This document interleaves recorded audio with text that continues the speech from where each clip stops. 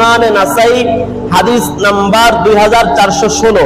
এই হাদিস বর্ণনা করেছেন হযরত হাফসা রাদিয়াল্লাহু তাআলা আনহা। কে বর্ণনা করেছেন? রাসূলের স্ত্রী। আন হাফসা রাদিয়াল্লাহু তাআলা আনহা قالت আরবাউন লাম ইয়াকুন ইয়াদউহুন্না নবী সাল্লাল্লাহু আলাইহি ওয়াসাল্লাম। হযরত হাফসা রাদিয়াল্লাহু তাআলা আনহা থেকে বর্ণিত, তিনি বলেন, চারটা কাজ এরকম আছে যেগুলো রাসূল জীবনও ছাড়তেন না। কয়টা কাজ? এক নাম্বার সিয়ামু ইয়াউমি আশুরা, আশুরার রোজা। সিয়ামু ইয়াউমি আশুরা, আশুরার রোজা।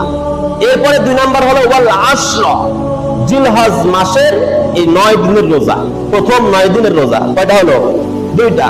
ওয়া সালাতাতা আইয়ামিন মিন কুল্লি শাহরিন, প্রত্যেক মাসের 3টা রোজা, আইয়ামে বীজের রোজা, প্রত্যেক মাসের 13, 14, 15 এই 3টা রোজা রাসূল কি করতেন না, কখনো ছাড়তেন না।